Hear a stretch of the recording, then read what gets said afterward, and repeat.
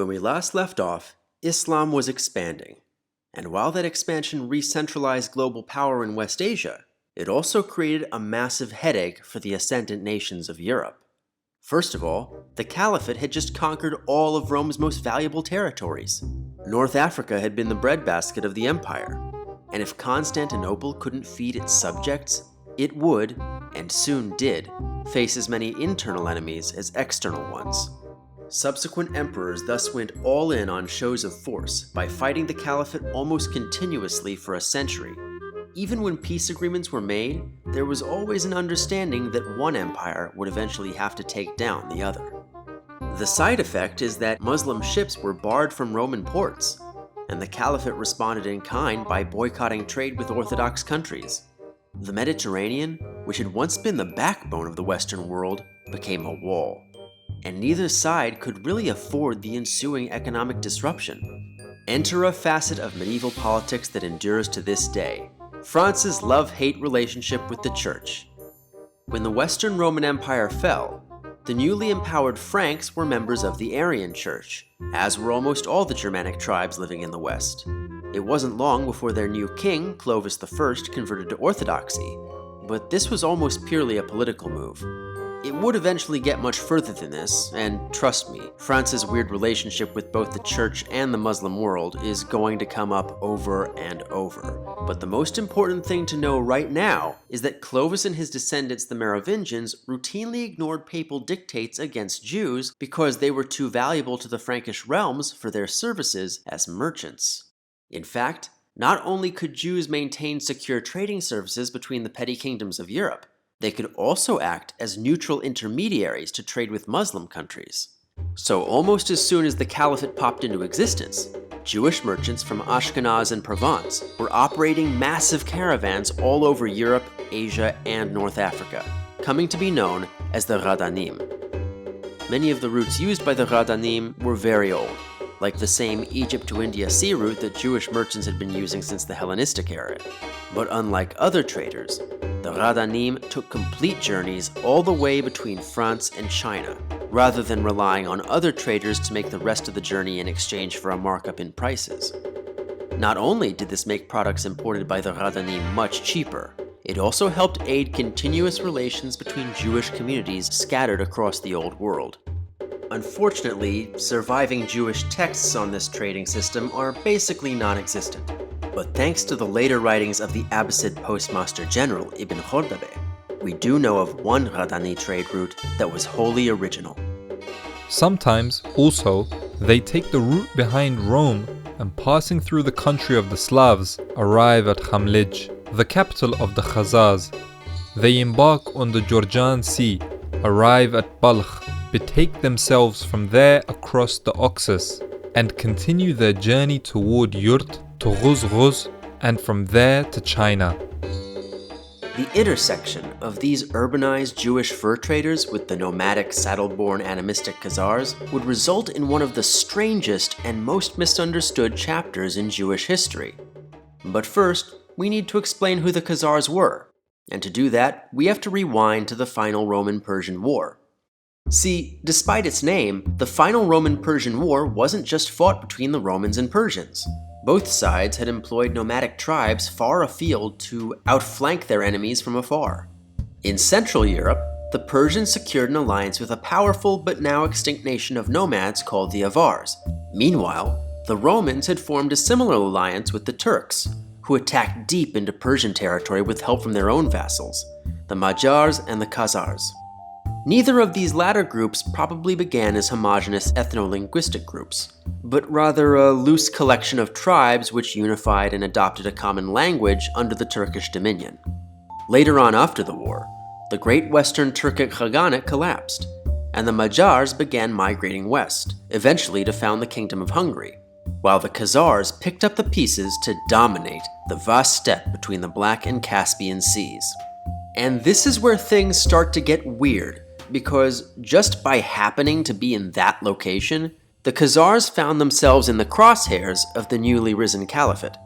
See, during antiquity, the land north of the Caucasus was inhabited by the Scythians, whom Josephus identified with the curious and ever-shifting biblical term Gog and Magog.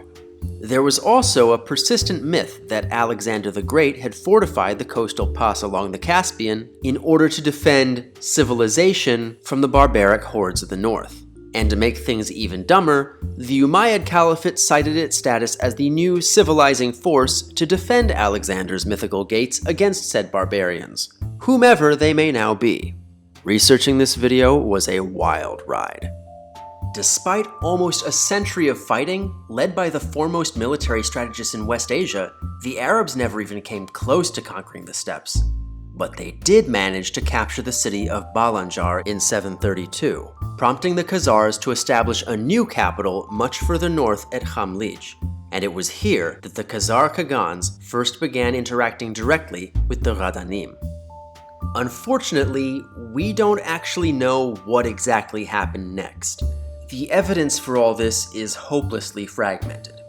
On the one hand, a series of attributed letters between the last Khazar Khagan Joseph and the Jewish foreign minister of Cordoba, Chastai ibn Shaprut, claims that the Khagan Bulan, who first moved the capital to Khamlij, converted to Judaism. On the other hand, linguistic discrepancies in these letters have raised suspicions as to their authenticity. Not necessarily that they're not medieval documents, but rather that the letters themselves aren't the original correspondence. Instead, they might be a cleaned-up version intended for publication by Ibn Shaprut as literature. But the letters do have a factual basis. Another letter from a collection of fragmentary medieval documents called the Cairo Geniza reports that a Khagan of partial Jewish descent named Sabriel converted to Judaism in order to take a Jewish bride, Serach. The thinking is that Sabriel is the name Bulan took after his conversion, and that it was he who made Judaism the official religion of his territory. Now, as I mentioned in the previous video, the religion of an early medieval state more accurately referred to the religion of its ruler rather than the general public. We do have a Khazar coin from 800 which reads, "Moses is the messenger of God" in Arabic, in lieu of the Caliphate standard, "Muhammad is the messenger of God." But aside from that, and the fact that all subsequent Khagans had Hebrew names, there isn't much to go by. The Khaganate never produced any great Jewish texts or famous rabbis. While we have no reason to doubt the sincerity of Bulan's conversion, it may have originated as a political decision to make peace with a neighboring caliphate. Both Christianity and Islam subsequently made inroads into the Khaganate, and Central Asian animist practices continued to prevail.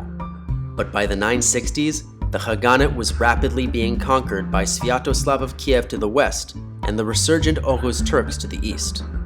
In desperation to find allies, the Khagan Joseph converted to Islam, but no allies came. In 969, Sviatoslav captured Khamlij, which had since been renamed Atil, and burned it to the ground. A small Khazar rump state persisted on the Taman Peninsula, but it too faded from existence before the end of the century. This was also the last straw for the Ghadanim, who were already on their way out due to the not inconsiderable collapse of China's Tang dynasty. Without a safe haven for Jews on the steppe, the Ghadanim abandoned their exclusive route through the region. It's a fascinating and strange story, so it's unfortunate that it's mainly remembered now by racist conspiracy theorists. In 1883, the French linguist Ernest Renan proposed that Ashkenazi Jews were descendants of the Khazars. This was a strange proposal, especially from a linguist, considering that the common Ashkenazi language, Yiddish, is a West Germanic language from West Germany, where Ashkenazi Jews were already attested to have lived since the time of the Roman Empire, and who wouldn't settle in Eastern Europe until the early modern era.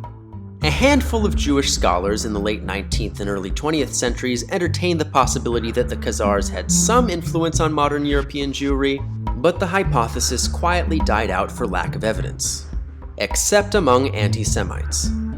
In 1920, H.G. Wells, of all people, cited the existence of the Khazar Khaganate as proof that, quote, "the main part of Jewry was never in Judea." Ultimately, Wells lived just long enough to deeply regret many of the beliefs he had previously expressed about the Jewish people over the course of his career, but the damage was done. Shortly after Wells published his views in the book The Outline of History, American nativists began citing the Khazar hypothesis as evidence that Jews shouldn't qualify for US citizenship, because West Asians are fine, but Central Asians aren't? Ever since then, the Khazar hypothesis has mostly been the province of white supremacists, mainly the neo-Nazi Christian identity movement, which claims that white Northern Europeans are the true Israelites and that modern Jews are human-demon hybrids. I initially didn't intend to make this video, but to ignore the story of actual people who actually lived based on the modern abuse of their legacy would do them a disservice. So this is the least I can do. Ultimately, the rise and fall of the Khazar Khaganate did not have much of an impact on the rest of the Jewish world. The real excitement was happening back in the Abbasid Caliphate, and it's there where our story will continue next time. Special thanks to my patrons, including my Geonim, Lev Cham, Gary Davidson, Greg Maev, Vicky Nelson, and Earl Weiss.